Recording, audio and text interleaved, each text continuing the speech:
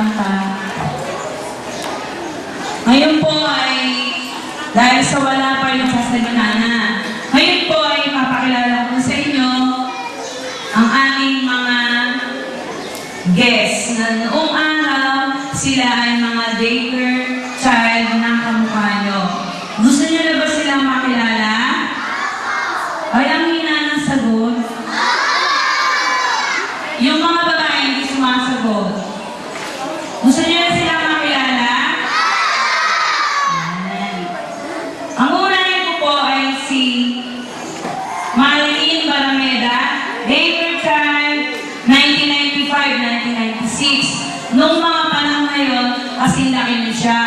Kaya lang si Marilyn nung araw, mataba siya, chubby na bata, napakalusog. Pero ngayon naman, di ba, may ebidensya. Pero okay lang yun kasi yun na talaga siya. Nag-aral siya ng elementary mula grade 1 hanggang grade 6 sa Paltok Elementary School, 1996 hanggang 2002. Siyempre, tapos na siya ng elementary. Ang susunod naman, high school. Talagang maraming pagdadaanan. 4 na taon ulit yun. Sa Dalandanan National High School, dun siya nag-aral. 2002-2006. Pagkatapos na ng high school, mag-aaral pa rin. Diba? Yan ang sabi ko, bago kayong maging teacher, nurse, ang daming aral. Ito, simula pa lang. Si Ate Marilyn, nag-aral siya ng college sa Pamangkasan ng Lungsod ng Valenzuela, dyan sa may munisipyo. Bibihira lang yung makakapasok dito. Kailangan makalino. Kasi, hindi pwede lahat doon mag-aral. Ano lang, pinipili lang, kaya kailangan matalino. Nag-aral siya ng Bachelor of Science in Secondary Education, major in English. Teacher siya. Parapakan naman sa ating mga Marilyn. Alam nyo, ang dami dito, gusto nila maging teacher. Gagayahin niyo ba sila? Nag-aral siya, ang sipag-sipag niya mag-aral, kaya nakatapos siya. 2006-2010.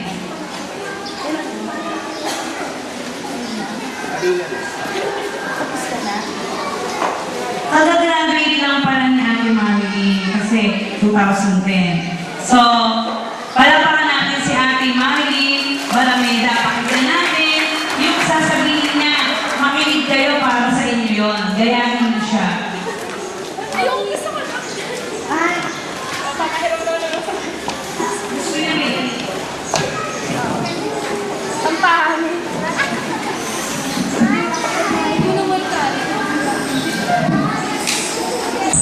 Sakit.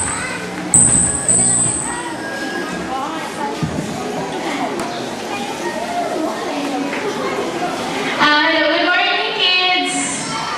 Good morning, kids! Ba't hindi sumasagot? Hindi sumasagot! Ay, gano'n. Again, good morning, kids! Sagot. Ay, nako. O wala, bagsak na. Hindi kayo marunong bumate. Again, good morning, kids! And first, congratulations nga pala sa inyo kasi nakagraduate kayo ng Kinder 1 and 2. Ayun, Kinder 1 and 2, congratulations sa inyo yun. Tulad na sinabi ni ma'am, before, 1995 to 1996, isang beses na ako ng Kinder eh. Kasi laki ko kayo. Tapos, pagkatapos noon, nag-grade 1 na ako agad.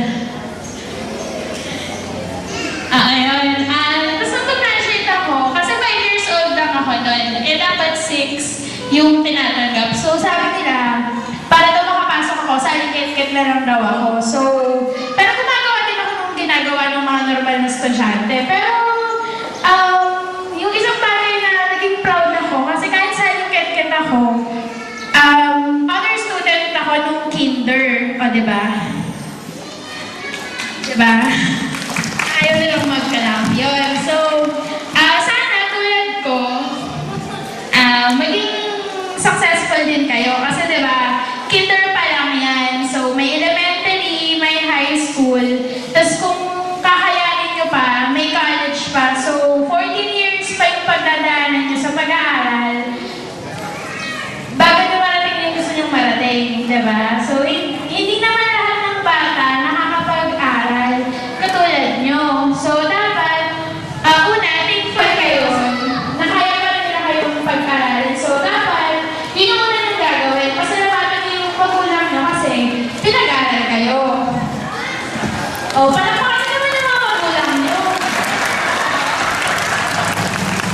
Ayun. So, yun nga. Tulad ng sinabi ko kanina, kasi hindi pala, mas malaki para ako sa inyo noon. Hindi ako ganyan kalaki noon eh. Mas malaki pa ako ng konti lang naman. Yun. Pero masaya naman maging kinder, di ba? Ay, parang nakita ng sagot. Masaya ba maging kinder student?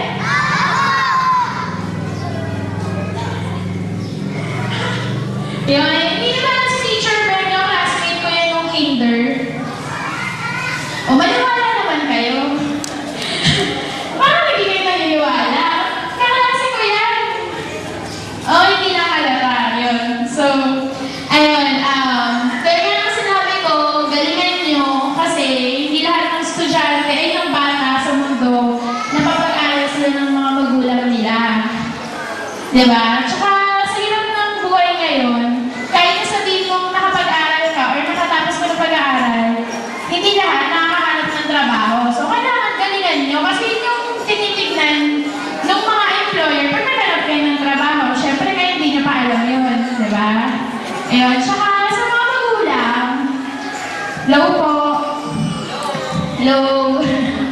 Ayun, sa mga magulang, one thing lang po na parang key to success ng mga anak nyo is huwag mo silang pipilitin kung ano yung gusto nyo maging sila.